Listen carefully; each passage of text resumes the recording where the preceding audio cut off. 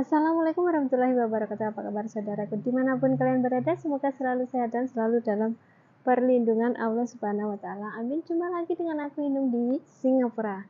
Oke teman-teman, hari ini Singapura panas sekali ya, panas sekali.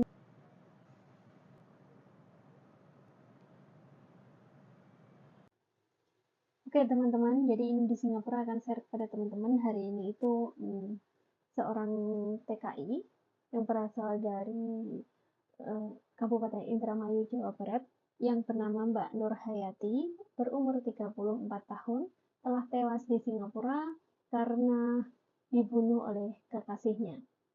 Oke, untuk informasi selengkapnya, teman-teman, sebelum aku beranjak ke pembahasannya, ceritanya, ya aku di sini mau share kepada teman-teman. Memang banyak sih TKW Indonesia yang mempunyai kekasih atau mempunyai sahabat gitu ya, mempunyai kekasih gitu ya. Di Singapura itu memang banyak sih. Itu sudah bukan bukan rahasia umum lagi gitu. Cuman itu tinggal tergantung orangnya ya. Kalau yang mau yang enggak. Bukan semuanya. Tapi ya banyak juga yang enggak punya kekasih, banyak juga yang punya kekasih. 50-50 gitu loh ya. Jadi aku akan bercerita sedikit. Jadi buat mbak-mbak di luar sana yang mempunyai kekasih gitu ya. Aku harap berhati-hati ya, selalu berhati-hati dan mawas diri, jaga diri baik-baik. Ya kalau sudah mempunyai kekasih yang baik ya nggak usah lah yang neko-neko lagi. Itu sama aja sih, bukan di Singapura aja. Di negara kita, di Indonesia pun kalau sudah mempunyai suami itu ya wajibnya harusnya nurut kepada suami gitu ya. Cuman kalau di sini sebagai kekasih ya nggak perlu lah kita nurut sepenuhnya. Cuman ya harus kita berhati-hati diri sendiri ya. Oke. Jadi ceritanya adalah Mbak Nur Hayati, warga negara Indonesia, telah meninggal dunia di Singapura dan diduga dibunuh oleh kekasihnya yang bernama Salim, warga negara Bangladesh. Oke. Jadi Mbak Nur Hayati ini tuh ditemukan tewas di hotel Golden Dragon di wilayah Gelang, Singapura pada hari Minggu sore, gitu ya. Minggu sore. Jadi ceritanya itu telah Mbak Nur Hayati ini pagi sekitar siang gitu, nggak pagi-pagi banget gitu, telah check in di hotel Golden Dragon area Gilang itu bersama kekasihnya. Yang waktu pertama kali itu mereka check in selama 3 jam. Oke. Setelah 3 jam, nggak ngerti kenapa, akhirnya mereka tambah lagi waktunya menjadi 5 jam. Jadi extend 2 jam gitu ya. Setelah extend 2 jam, akhirnya mungkin mbaknya tuh ribut di dalam atau gimana, ternyata dia telah meninggal gitu ya. Karena setelah waktunya habis itu oleh petugas hotelnya itu waktunya habis kok nggak keluar gitu loh. Jadinya dibukalah itu pintu masuk, akhirnya Mbak Nur Hayati telah meninggal dunia dan ditemukan ada bekas cekekan di leher dia gitu. Jadi ya otomatis lah yang cowoknya ini. Jadi ceritanya itu paginya, ini cerita dari ibunya ya, ibu Mbak Nur Hayati itu cerita kepada awak media, pada media kayak gitu, ada salah satu media, beberapa media mewawancarinya bahwa paginya itu tuh sebelum meninggal Mbak Nur Hayati ini tuh telepon dengan ibunya bahwa dia itu sebenarnya nggak mau nggak mau berpacaran dengan si Salim ini, warga negara Bangladesh ini, nggak mau berpacaran karena si Salim ini tuh ternyata sudah dijodohkan di negaranya sama orang tuanya gitu. Jadi Mbak Nur Hayati ini tuh nggak mau, ceritanya sih begitu, bener enggaknya kita juga nggak tahu ya. Itu cerita dari ibunya karena yang bersangkutan sudah meninggal, jadi kita nggak bisa berkonfirmasi. Jadi setelah itu nggak mau, katanya itu nggak mau jadikan kekasih olehnya itu nggak mau, tapi si Salim ini tuh tetap memaksa gitu.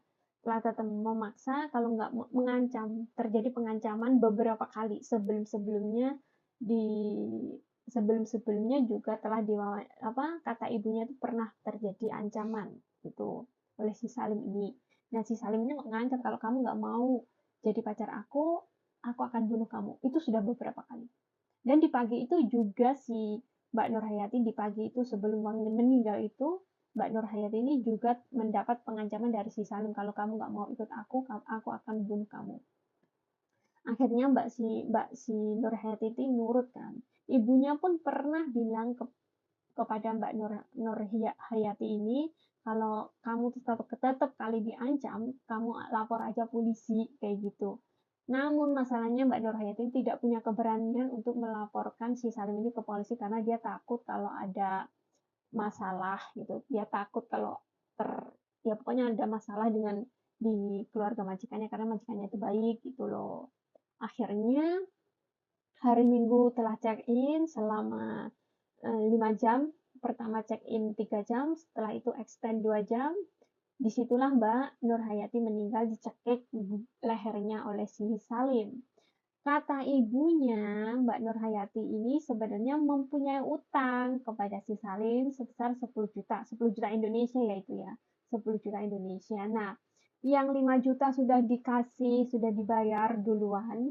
Terus yang 5 juta itu, pokoknya total 5 juta kayak gitu ya. 5 juta itu mau dibayar pada hari Minggu itu. Tapi Mbak Nur Hayati ini harus ikut si Salim gitu. Kalau nggak nurut, aku akan bunuh kamu. Terjadi pengancaman seperti itu. Dan akhirnya sudah meninggal, polisi sudah datang, diperiksa. Terus waktu itu ibunya belum mengetahui kan di hari Minggu itu. Akhirnya biasanya tuh kalau dia tuh Mbak Nur Hayati itu tuh sering telepon ke keluarganya, ke ibunya gitu.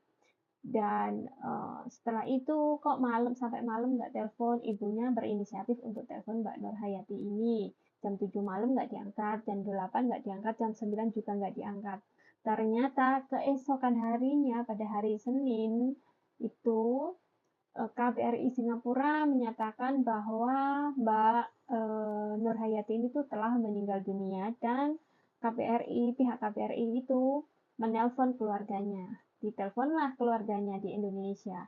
Ditelepon, bunyi telepon pun ringing, akhirnya bapak tiri Mbak Nur Hayati ini mengangkat telepon dan mendapatkan kabar bahwa Mbak Nur Hayati ini tuh meninggal dunia. Innalillahi wa inna ilaihi rajiun. Dan itulah akhirnya jenazahnya dibawa pulang ke Indonesia. Keesokan harinya sudah sampai hari Selasa itu, dan disitulah ibunya Mbak Nur Hayati ini bercerita panjang lebar yang intinya itu seperti tadi, bahwa Mbak Nur Hayati itu sering mendapat pengancaman dan dia itu mempunyai utang kepada si Salim 10 juta, yang 5 juta sudah dibayar di depan, yang 5 juta pada hari Minggu kemarin itu dibayarkan.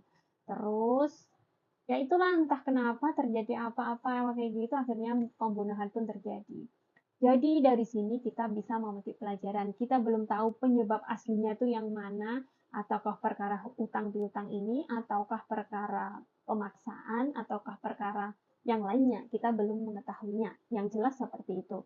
Jadi dari kasus ini kita bisa saling belajar bahwa kita harus selalu berhati-hati menjaga perasaan orang. Ya namanya orang ya, sebaik-baiknya orang kita juga nggak ngerti gimana besoknya kayak gitu. Dan sebagai pelajaran aja lah aku sharing hal seperti ini kepada teman-teman. Oke, jadi semoga informasi dan sharing ini tuh bisa membantu edukasi buat teman-teman. Dan kalau teman-teman suka video Idem di Singapura, tolong di like, subscribe, dan bunyikan lonceng notifikasinya. Dan kalau ada pertanyaan tentang seputar TKW Singapura, kalian bisa komen di bawah. Insya Allah aku akan jawab semampuku, sebisaku, ya kalau aku ada waktu gitu ya, pastinya aku akan jawab. Oke, wassalamualaikum warahmatullahi wabarakatuh.